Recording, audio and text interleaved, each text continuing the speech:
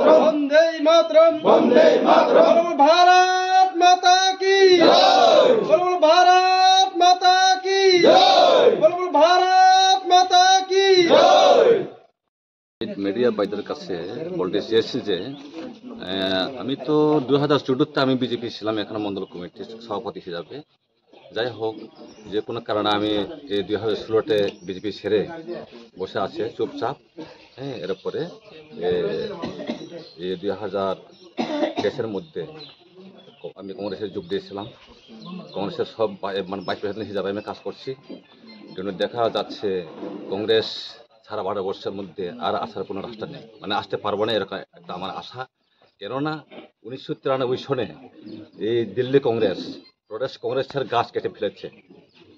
গাছটাকে কেটে ফেলার ফলে মানে গোড়াটা এখন পচে যাওয়ার একটা মানে তৈরি হয়ে গেছে। হ্যাঁ, যার জন্য আমি মনে করি যে আর কংগ্রেস আসবো না।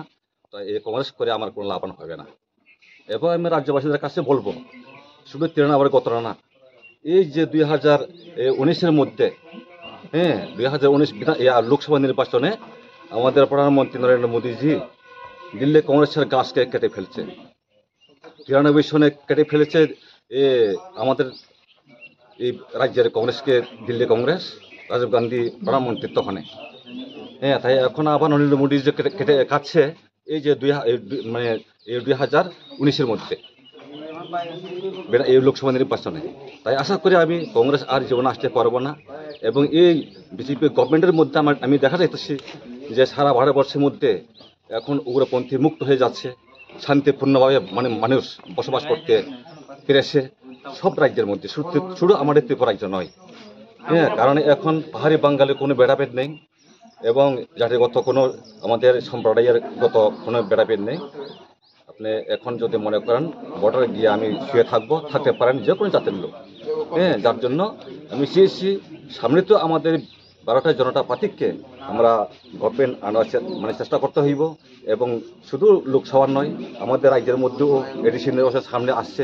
এই এডিসি নির্বাচনের মধ্যে আমাদের বিজেপি কেন্দ্রকে আমরা কীভাবে জিতে দেব সে আশা আকাঙ্ক্ষা রেখে, এবং আর অন্যান্য দল যা আছে আইপিএফটি এবং মঠা, এই মঠা মিথ্যা পরিণত হয়ে যাচ্ছে। এই মিথ্যা পরিণত হচ্ছে, যার জন্য এখানে আর লোক থাকবো না। আমি তো মনে করি এটা অধিসত্ব ভেঙে যাবে।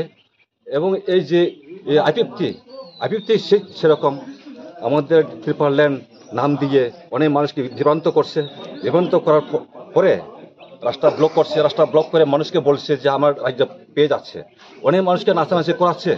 হ্যাঁ, অনেক মানুষ মানে বাজি তাজি ফুটছে। হ্যাঁ, এবং সোয়ার পর্যন্ত সোয়ার পাটা কেটে খাচ্ছে।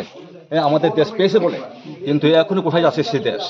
যার জন্য আমি আশা করি আইপিএফটি এবং মুঠা এটা ছেড়ে মানুষ এখন বিজেপিতে যোগদান করবে, বেশিরভাগ জোর করে।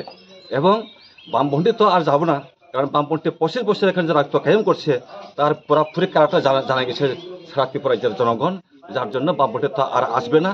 এবং এখন কংগ্রেস এবং বামপন্থী একটা আশাবাদী আছে।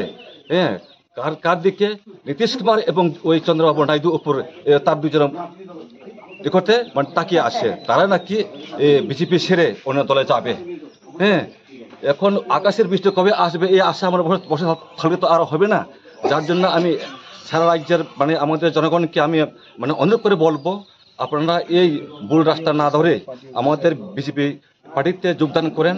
আমাদের বিজেপি পার্টিকে দীর্ঘ বছর যাতে আমরা মানে এখানে সরকার গড়ে তুলে রাখতে পারে এবং সারা ত্রিপুরার মানুষকে আমরা যাতে শান্তি শৃঙ্খলাভাবে বেঁচে রাখতে পারে সে আশা আকাঙ্ক্ষা রেখে আমি কংগ্রেস ছেড়ে আমি এখন বিজেপি দলে আমি যোগদান করছি।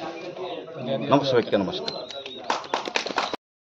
বন্দে মাতরম বন্দে মাতরম বিভিন্ন দল ছেড়ে বিজেপি পার্টিতে জানাই স্বাগতম স্বাগতম স্বাগতম। ত্রিপুরা মাথা এবং কংগ্রেস সিপিএম ছেড়ে বিজেপি পার্টিতে জানাই স্বাগতম।